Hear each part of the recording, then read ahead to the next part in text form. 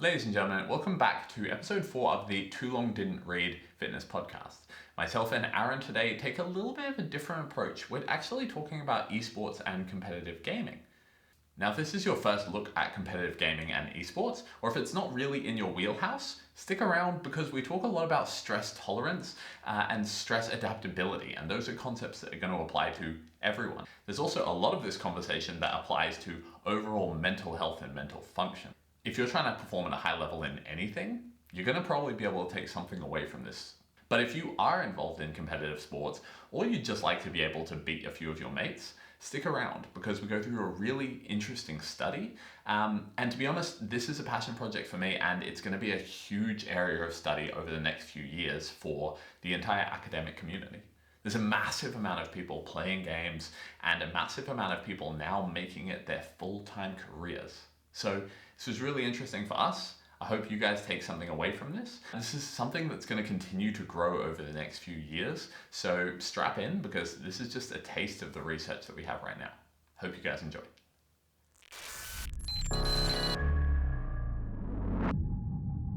Mate, let's run through a little bit of a recap. Can you give me the TLDR takeaway from this study and your thoughts overall? Absolutely.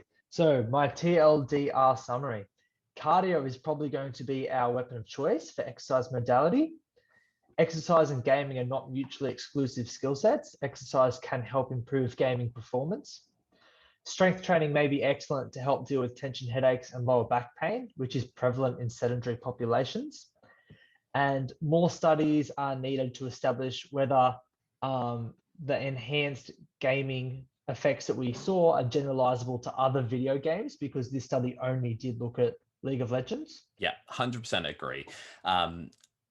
If you had to pick just one, I think we both agree that cardio is probably your best place to start. That's probably your lowest hanging fruit. It's going to improve your ability to, it's going to likely improve your ability to tolerate high stress, to recover from bouts of high stress, which, tournaments are very much based on, and training is very much based on.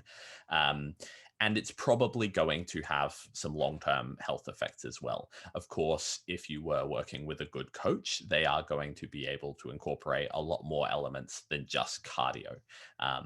But, like I said, if you're just wanting to do it on your own, improve your performance, then probably start there.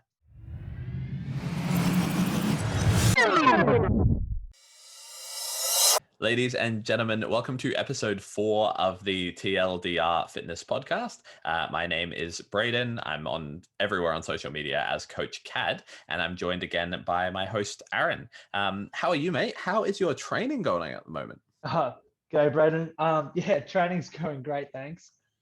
Just pumping away kind of like a chest and shoulders specialization phase. So for those who don't know, I'm always kind of working on my chest and shoulders. They're just an area which I just can't get enough of from a training perspective. And so far it's been going really good, been gaining at a really good rate of gain. So approximately a kilo a month for the last 5 or 6 months or so. And I'm sitting up around the 89 kilo mark and hopefully going to be pushing into the 90s over the next month or two.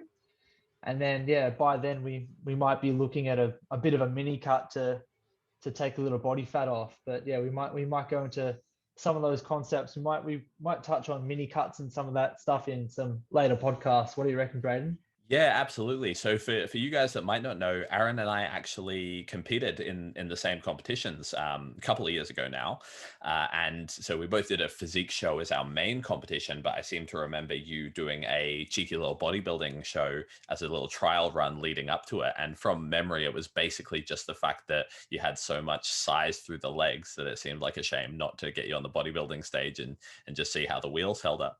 Yeah, so that's a bit of a funny story. Yeah, Braden and I did compete, and from memory, my bodybuilding prep was a bit longer and slower than Braden's. Braden's was a little bit more fast and furious. And while Braden was kind of eating his nothing but spinach and tuna and sitting on the stairmaster for 6 hours a day, I was ready to rumble. So I got an extra show in under my belt before I got to step on stage with Braden and gave bodybuilding a spin, which was really good fun. For those who don't know the difference between the two, bodybuilding is done in like the small posing trunks, whereas men's physique, which is what Brad and I did together, is done in the board shorts, and it's a bit more of a muscle model competition. But yeah, it was good fun to be able to stand on stage with Braden. We both came away with some wins in different divisions across the day. So yeah, good trip down memory lane there. The important thing is I remember you just I've never seen anyone happier, and I hope I never see anyone quite as happy as you were to really crack into that can of tinned chicken. And if you haven't been through a bodybuilding show or a comp prep, you'll never understand how good food can potentially taste. And I remember Aaron kind of walking in, and we both got our pale, frail bodies out to practice some posing together. And I remember just the joy on your face cracking open that tin of chicken. So yeah, it's probably a journey for another time. If you can't see, if you're listening to us on the podcast, Aaron's having a good laugh because I think I think there's a couple of tears in there as well at the memory of a bodybuilding prep. We have a really interesting one today. So this episode is going to be dedicated to diving into something that's definitely a passion project of mine, which is the role of esports and the evolving world of esports, both as a hobby and both as a huge career potential over the next few years. So one of these studies was talking about the fact that something in the order of 2.5 billion people around the world play esports, and that's expected to go closer to the 2.7 or 3 billion within 2021. So we're fast moving away from the world of gamers being these these lonely people tucked away in their rooms. It's very much the way of the future. And so we wanted to kind of touch on this, and especially its role, or the role of exercise and how they kind of relate into each other, both from performance and an overall health standpoint. So Aaron, do you want to go through this really interesting study that we kind of dug into for this one? Yeah, sure. So this study that we're looking at, it's called Exercise Improves Video Game Performance, a Win-Win Situation. And I found this to be a really, really interesting study. Basically what they did from the study design's perspective is they split participants into two groups, and one group, they rested for 15 minutes and then read for 20 minutes and then did a specific League of Legends task where they were required to go through some specific task, and they record some kills, and they kind of measured their time to kill and a number of other skills. And then the other group, they actually did a hit intervention before. So hit, for those at home who don't know, is high intensity interval training. And what that is it consists of, you'll have like a 15-minute period of exercise, and then in that period of exercise you'll have intervals. So you'll have like a very high intensity period where you go really, really hard, and then you'll back off and you'll cruise at a lower intensity for a little bit. And then again, you'll push really, really hard, and then you'll back off. And so they did that on an exercise bike, and they did that for 15 minutes, which is like quite intense training. And then they read for 20 minutes, and then they did the exact same League of Legends task. After 48 hours, the group switched. So both the participants got a chance to be in both the resting group and the exercise group. And at the end, the study results indicated that those that performed in the exercise group recorded far less errors during the League of Legends task, which is really, really cool. And basically the takeaway from this study was that potentially, even though we've always thought of gamers as these kind of like real nerds who aren't necessarily don't have that many physical skills, it says that sometimes the skill sets may be a little bit more similar than what we thought they were for both physical sport and esports. And yeah, that was indicated by the improvements in the League of Legends task. So pretty cool study. Yeah, really, really interesting. Like I said, it's I mean, we talked about this a bit before the camera, and we've got a lot of proof of concept for a long time of exercise improving the cognitive health of a person. And so yeah, we've had proof of concept theoretically for a long time that performing exercise may be able to help something like this. There's a lot of evidence out there that exercise, especially in the short and the long term, can improve things like your mental clarity, things like your ability to tolerate stress, things like your ability to, skill acquisition, how quickly you can pick something up. So it's really, really cool to see a study actually directly testing that. And one of the reasons why I'm particularly interested in this line of research is because I think it's only a matter of time, right? Especially with um, the funding and the money and the sponsorships growing in something like esports. It is only a matter of time before people start looking for whatever edge they can use to get ahead. And this line of research, is exploring that question of, is this the edge that people can use to get ahead of the competitors, right? Um, and and I know for yourself, Aaron, you and I at the moment are getting a little bit too deep in the competitive world of Pokemon Go battling. And obviously, as extreme high level athletes that we are, we like to think that, yeah, our performance in the gym is probably going to help that in some regard. And I say that a little bit condescendingly, but at the same time, there are people who are literally sponsored athletes playing every kind of game you can possibly imagine. Counter Strike's the big one that's been around for the longest by far. Fallout's got massive amount of money these days. Racing games are all there. Even Pokemon Go PvP has entire YouTube channels, sponsorships, world tournaments dedicated to it. And I actually made one of the early videos on my YouTube channel called, and I kind of titled it "A Millisecond Matters," because if we look at, for instance, the best parallel for most people, I think, to mentally draw the parallel is, like motorsports, for instance, where we have no doubt in our minds that there's a crazy amount of psychological intensity that goes into it. And we're not necessarily just talking about, it used to be, the a millisecond or a little bit of a slowed reaction time would be the difference between, you being able to banter with your mates. But now we're at a point where a millisecond can actually be the difference between a first place and no one knowing your name, or literally multi-million dollars of contracts. Like, we're at the point where this is not just a game anymore, right? This is people's livelihoods. So what about that? Does that kind of mirror your experiences, Aaron? How have you seen the esport kind of world growing around you? Have you had much involvement?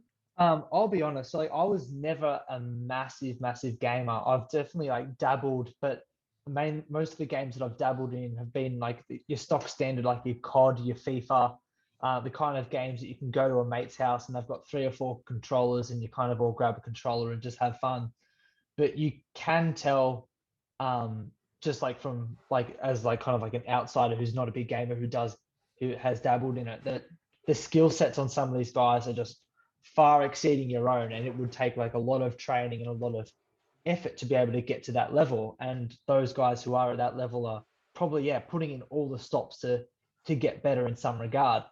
I certainly noticed last year while we're in lockdown. So when we're in lockdown, there like a lot of, especially in Australia, like a lot of competitive sport just kind of died off. Like AFL was on the TV a lot, but a lot of sport all over the world got shut down. But I remember looking at YouTube, and the one sport which definitely didn't get shut down, if anything got ramped up, was esports. And I remember actually watching some like videos of just guys playing COD and things like that.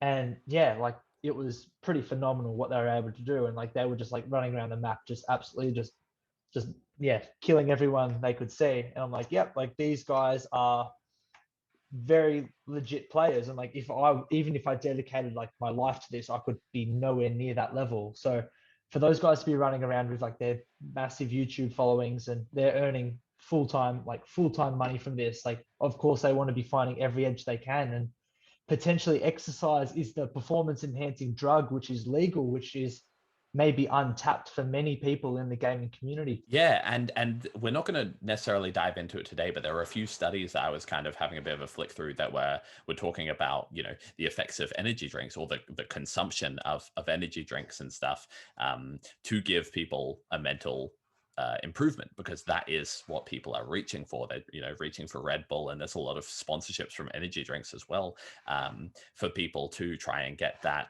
half a millisecond improvement. And I mean, that's great. Whether or not it works is a conversation for another podcast of ours. But it actually seems from this study that exercise could actually play a much bigger role than reaching for that energy drink. Do you want to talk a little bit about kind of the results of this study as well? I mean, what kind of improvements did we see? So the main measurements that they used was they looked specifically at total number of targets eliminated during the League of Legends task, and then also the number of accuracy errors during the League of Legends task. So for the first one, the total number of target enemies eliminated, the exercise group eliminated 120 targets, like plus or minus like a little bit of a buffer.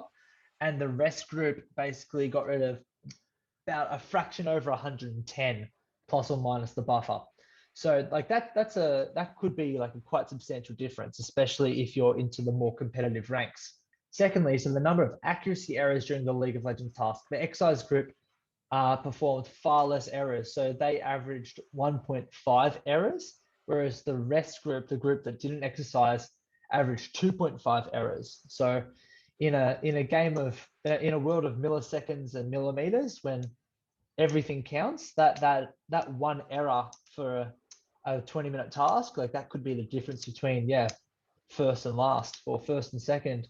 So some pretty cool evidence there. It's really interesting, because even to look at that, now these guys were like reasonably high ranked players. Like we're not talking newbies here. They were competitive players already. And that's really important, because obviously, like, I don't think there's anything I could do in my life, including cleaning, including going to the toilet, including getting into the shower, where I don't have more than like 2.5 errors. Like, I think brushing my teeth, I probably have more errors than these guys reported in like a 20-minute competitive high stress game. But again, like that's actually massive to have a reduction in your error rate. And I think they said, basically a 75% increase in the accuracy of attacks, and an improved capacity, and 9% improved capacity to eliminate targets. Like, we're talking a pretty meaningful difference here. Like, at that top end, one thing that I've kind of noticed from just dabbling in competitive esports, I'm definitely not anywhere near the top end, but just playing around, it's quick. It's amazing how quickly it comes down to a game of like a single click is the difference between you having a really good game, walking away feeling good, maybe going up a level, and just getting absolutely destroyed. If you're not getting that single click through, or you're missing by a little bit, there's no chance to come back from that, because a good player will just finish the job, right? So we're looking at, like I said, a really interesting one here, because it is probably the last modality that a lot of people are going to reach for is exercise, right? We know that exercise probably does help cognitive benefits on a number of levels, at least from an overall health standpoint. But for a long time, it has been, exercise on one hand, and gamers on the other, right? the jocks on one hand and the gamers at the other. And we're starting to see a bit of a meld of those worlds, I think. Aaron, in your experience and working with a lot of athletes, and potentially, especially from a mental clarity, from a mental stress. I mean, even if it's in the world of powerlifting, we talked, I think, a little bit in the last episode about how different athletes handle the mental stress of training. What have you seen kind of work for people, and how have you seen different people kind of respond to stress tolerance, basically? Yeah, so we definitely talked about last week how we can have optimal levels of arousal, and levels of arousal are going to be different for different tasks. So for example, with something like powerlifting, it's like you might have to be like very, very riled up for a very short amount of time in order to perform that lift. But then with gaming, it's probably going to be more so along the same lines as F1, where you have to be like highly focused for like longer periods of time and like minimize the amount of errors you make. That being said, I do think that in athletes, and I think that esports probably ties under that umbrella term of athletes, is you need to be able to make good responses under pressure. So if you've got like a power lifter and they're lifting a heavy barbell, like they might be dropping into the hole of a squat or pushing a barbell off their chest. If they get that bar like a millimeter or a couple of millimeters in the wrong way with a really, really heavy load, that can completely change the outcome of that lift. If you've got a bench press and you push that bar away from you off the chest rather than back towards the rack, that can all of a sudden just like me, you hit that sticking point and you just can't grind it through. And that the ability to just remain calm under pressure and to be able to execute under large amounts of not just physical stress but mental stress is often the difference between the best athletes in competition. And that same premise seems to apply here to these esports athletes, where being able to apply their skill under pressure is really important. And as we were looking, we actually looked through a few articles for this topic, and we actually found one which was really cool. And it was called Stress and Coping in Esports and the Influence of Mental Toughness. And what they did was they administered a test called a Mental Toughness Index, and they administered that to both esport athletes and normal athletes. And they found that they both ranked really, really high in this mental toughness attribute, which is really cool. And it also suggests that esports athletes may actually benefit from a lot of the psychological or like the sports science principles that are applied to athletes in order to enhance performance. Yeah, and that is basically the conversation I think that a lot of people are now kind of willing to have, right? The fact that, esports athletes do need to be treated as athletes, and we've got a lot of, at the top end in the esports community, there are a lot of now a lot of like higher level teams. So basically, if you're talking like the Cowboys, the Dallas Cowboys, and some of the big NFL and hockey teams are now branching out. I think Golden State Warriors as well are branching out into esport divisions.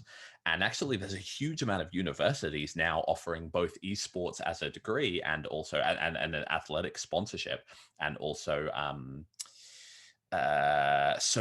esport athlete management as a degree, of actually negotiating the contracts and that kind of thing for athletes, because for esports athletes, because again, we're talking real money, we're talking real people's lives and careers here. So I think it is definitely starting to be accepted in the wider practice that, we if you're an athlete, if you're an esport athlete, you should probably be looking at some kind of physical training in there.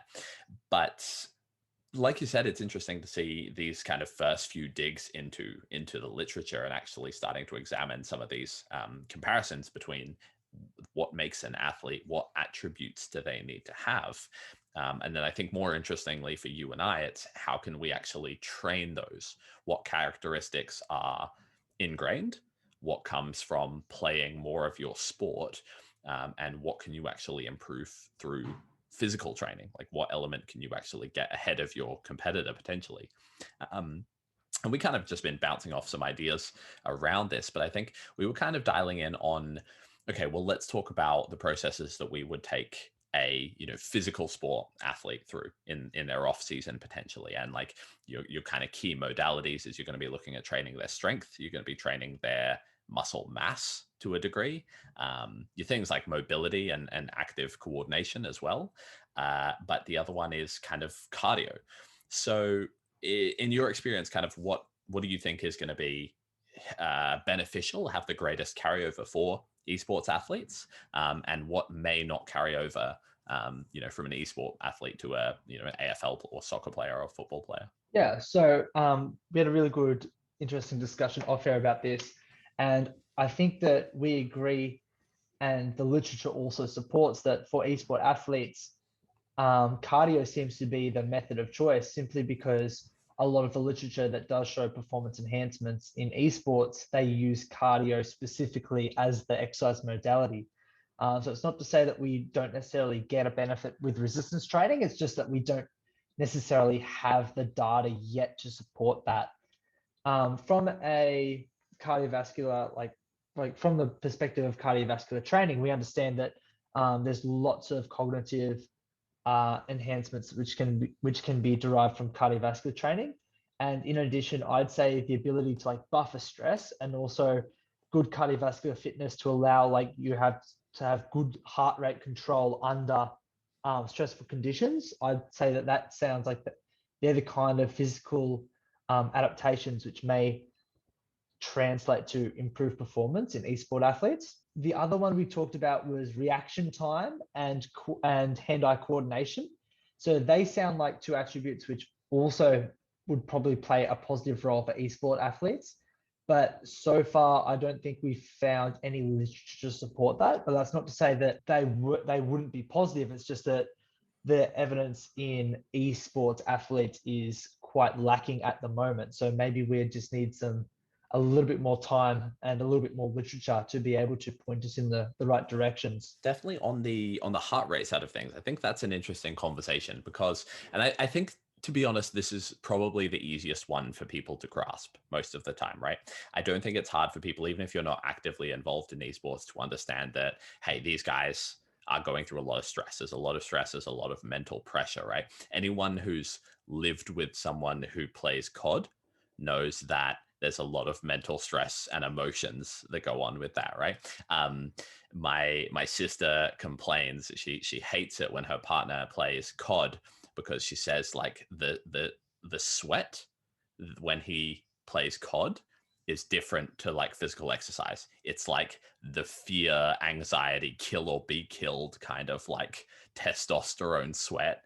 Whereas when you go to the gym and kind of throw some weights around, like without that psychological stress as well, it's a very different kind of response. And I think, most of us that have played these kind of games have felt that before. So I think, like we were saying, we're probably going to have to give the biggest tick to actually cardio here. And as two gym bros who do our best to avoid cardio wherever possible, if you park right next to, we always take the handicap parks right out the front. We always take the elevator wherever we can, especially as Aaron going up a weight class. He's got the boots up and on the wheelie chair whenever he possibly can. But the cardio is probably going to be the biggest tick because these guys in this study in particular, they actually trained to their VO2 max, right? They were pushing themselves hard from a cardio standpoint. And that actually translated to what seems like some really positive results. And that's a very short-term response, right? 20 minutes of training, 20-minute rest, and then playing. I don't think it's a far stretch to say, well, if that's the kind of response that we're going to see, if we were to see this improvement consistently in the short term, then I don't think it would be too much of a stretch to say, that's probably going to have some very beneficial long-term adaptations, even if it allows you to train at a higher intensity level. If we talk about from the game actual structure standpoint, there's a lot of benefits here, right? So if you're able to train at a higher level, it's likely to assume that you're going to be practicing a better quality of skill. But also, if we actually look at playing the game, if you're able to win a few more games, go up to a higher level, you're going to be exposed to a higher level of competition. You're probably then going to adapt more. So even in the short term, it could be about more than just, I was able to beat my friends. It can actually, that all alone can get you into some of those higher ranked games, get you exposed and playing against some higher ranked players, learning to adapt to some more advanced strategies you might not have seen before. The other thing on the strength, on the strength side of things, I don't want to dig into this too much because it's definitely not in my area and I want to do a little bit more reading. But do you know much, Aaron? I'm just going to throw you under the gun here, about BDNF, brain-derived neurotrophic factor? No, I don't actually. You'll have to walk me through that one. Okay, I was hoping, it's definitely out of my wheelhouse, so I was hoping you were going to have some thoughts on this. But it's basically one of the proposed, I don't want to say mechanisms, but one of the proposed physiological responses to weight training, right? We know that when you lift weights and resistance train, we get quite an increase in BDNF, and there's some arguments to be made about, hey, does that actually translate to better learning outcomes and memory retention? It's part of the signaling processes in the brain around, I guess, laying down more neural pathways.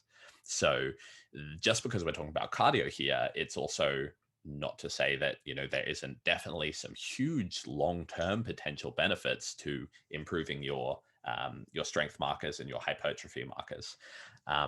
So what do you think, Aaron? What is the role then of, is there a role for strength and, muscle building for esports athletes, or should they just be getting out on the track and going for a run? Well, I definitely think that a lot of just the more standard physiological benefits of resistance training are still transferable to esports athletes, because you have to remember that esports athletes are people, and people still should value their health. And if you've got your health, then that makes it a lot easier to worry about performance after that. So health should be like the foundation that you build performance on.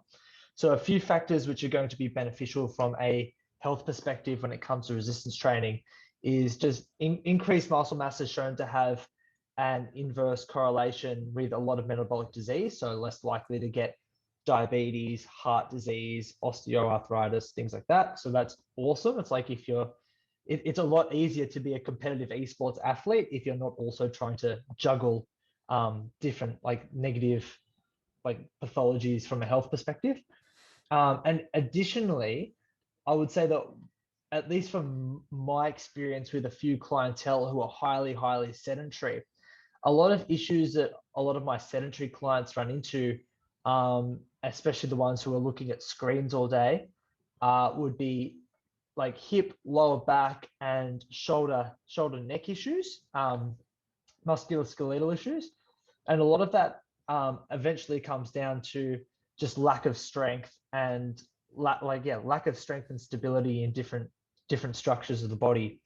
So I've had a lot of corporate clients over the years who've spent long periods of time at a desk looking at computers, which probably isn't unsimilar to a lot of esport athletes out there.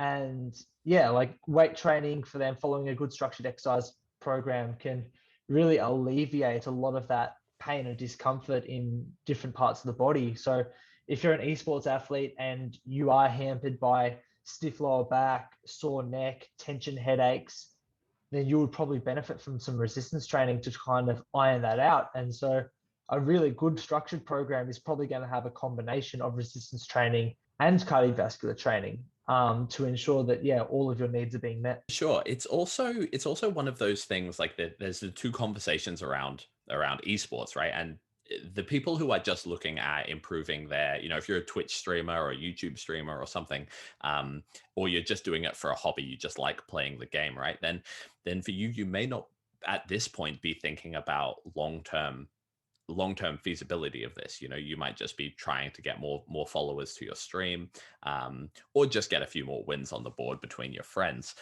But the average career, I think, the average career of a professional esport player is, I think, only about 5 years. And that's nothing compared to even some of the more brutal sports out there, right? Like even AFL, where you're getting a lot of knee, neck, ankle, hamstring, ACL injuries constantly. The average career is still like a lot longer than that, right? So we need to ask the question, like, why are these more sedentary athletes having a shorter career span than some of these, really high contact athletes? And a lot of it comes into the fact, I think, that when you're only exposing your body to psychological stress, that's a risk. Like, this is just, this is not me speaking from the literature here. This is just kind of my own opinions. But like, when you're playing on the field with a team, or even, in a solo sport, I think there's always an element of like, I could have done more. I could have trained harder. I could have like overcome that a little bit. But when you take away that physical element, I think that stress does become a lot more, quote unquote, a lot more stressful. Like, I don't have a very good way of putting that, but I think there probably would be something to say that when people are exposed to only mental and emotional stress and not the physical element as well, I think there is probably something lacking in your ability to kind of regulate. Do you have any thoughts on that, Aaron? No, I think that ties really well into like the coping responses under pressure that we talked about a little bit earlier in the program. And just, yeah, like good athletes are going to have an increased ability to like cope under pressure. And if you're that may require like learning some skills from other disciplines. So it's probably ties into physical sports as well. Like the athletes that probably have the longer careers and do last that bit longer, like they are able to overcome adversity over time. They're able to adapt to a changing game and like changing physical states, changing circumstances, and those characteristics are probably just very similar to an esports athlete who, like, if you think of how fast technology moves, like in 5 years that could be completely different. Like you might still be playing COD, but COD can have completely evolved in 5 years, and you might like feel very like frantic trying to scramble to keep up with the technology. So yeah, I just think that those characteristics of physical athletes is probably going to be very similar to those of esports athletes. And also to mention the whole behind the scenes, as soon as you make this your career and you are trying to then manage contracts and, in a lot of cases moving countries, the life of an esport athlete sounds good on paper, but I know, especially when, in non-quarantine time, I know there's a lot of time overseas traveling for tournaments. Like there's a lot of other physical stresses on the body that just come from being forced into new environments, like and working with teams that are potentially not located in the same country as you. And a lot of those stresses that come into it that go beyond your actual time spent in the game. Mate, this has been a really interesting one. Like I said, I've spent a bit of time. I've got a few esports players that I'm working with. I'm really interested in developing more of my business with esports players, gamers, streamers as well, because as I'm spending a lot more time on social media these days, and a lot of time editing, it really kind of hits home for me what kind of stresses that people are put through. And obviously I'm a little bit biased, but I like to think that almost everyone is going to get an improved quality of life, whether that's, less risk of disease, but more importantly, more confidence, more feeling more in control, feeling more like you're able to tolerate those stresses of life. And I would like everyone to have that regardless of their, their jobs and their backgrounds. But I think particularly over the next few years, we'll see a lot of streamers and a lot of gamers kind of making that switch into being a bit more concerned about their own health. So, mate, let's run through a little bit of a recap. Can you give me the TLDR takeaway from this study and your thoughts overall? Absolutely. So my TLDR summary: cardio is probably going to be our weapon of choice for exercise modality.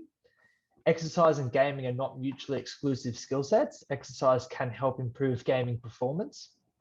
Strength training may be excellent to help deal with tension headaches and lower back pain, which is prevalent in sedentary populations. And more studies are needed to establish whether the enhanced gaming effects that we saw are generalizable to other video games, because this study only did look at League of Legends. A few questions I have is, does higher levels of fitness show increased performance, like as you continually get fitter over time? We're not sure. And would love to see some evidence to identify potential underlying mechanisms, because the literature still hasn't quite elucidated those exact mechanisms. Yeah, 100% agree. If you had to pick just one, I think we both agree that cardio is probably your best place to start. That's probably your lowest hanging fruit. It's going to improve your ability to, it's going to likely improve your ability to tolerate high stress, to recover from bouts of high stress, which, tournaments are very much based on, and training is very much based on. And it's probably going to have some long-term health effects as well. Of course, if you were working with a good coach, they are going to be able to incorporate a lot more elements than just cardio. But, like I said, if you're just wanting to do it on your own, improve your performance, then probably start there. Mate, it's really cool to see some of these proof of concepts around people improving their performance, improving their mental state and clarity. It's really nice to see this applied to a really unique niche. And I'm hoping to see the big old chunks of literature that's going to come out in this area over the next few years, I reckon. Any parting words, mate? Nothing too extravagant from me. Just, might go give COD another spin over the course of the next week and see if all these extra gains and all this extra time in the gym's paid off. But I've got a feeling that for me, it just might not quite be so. Mate, start off nice and gentle. Don't go too deep into the ranks of the online player, because I think we'll both be a little bit aggressively outclassed by some of the 13-year-olds these days that already have the thousands of Twitch and YouTube streamers. So, mate, this has been fun. I'm looking forward to digging into this a little bit further down the line. And interestingly, and digging into more of that connection between stress management and exercise, and some of those bigger markers of health that maybe aren't quite as exciting or flashy as just getting absolutely jacked for summer, but some of the stuff that actually plays a much bigger role long term. So mate, where can people find you? And As always, you can find me on Instagram as Aaron Hoey _, or you can follow JPS Health and Fitness and follow their content, as I'm quite active in posting content for JPS. What about yourself, Braden? Where can we find you? You can find me pretty much everywhere on the internet at Coach Cadd. That's YouTube, TikTok, Instagram, Twitch, pretty much not quite OnlyFans, but pretty much everywhere else you can find me. If you are interested more in getting coaching, or if you're a gamer and you actually are looking at taking this seriously, by all means, reach out to myself, reach out to Aaron.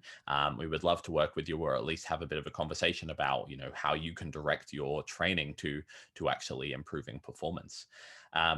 As always, thank you everyone for listening. We now have the podcast up on hopefully Spotify and Apple by the time you hear this, but it's also up on YouTube as well. So if you are eating lunch, if you're having a lunch break, if you're on the way to work, feel free to chuck us on basically whatever platform, and hopefully get some of the good stuff on your way to work. But thank you again, Aaron, and we'll see you next week.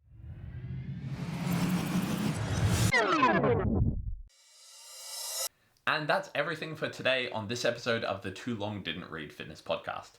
If you can take a second to like, subscribe, leave a comment, share, whatever it is, it all goes a long way to help us boost our little ranking within the algorithm. Thank you to everyone that's left reviews and comments already. It goes a long way. And if you would like to support us a little bit further, you can go through the link on my Instagram or the link in the description, and you can actually buy us a coffee. We aim to put out as much high quality content as we can on as many different free forms of social media as possible. So if you've got some value out of this and you would like to give back in some way, consider pay as much as you think the episode is worth. You can do that through the Buy Me a Coffee link, which will be available somewhere in the description box. If not, that's absolutely fine too. You can help us out other ways by sharing, doing whatever you can, just tell your friends about it, and hopefully they can get some value out of this too. Or if you've got any kind of feedback or thoughts, or any topics you'd like us to cover, you can send me or Aaron a message over on Instagram. We look forward to seeing you on the next episode, and hope you're great. Chat soon. Bye.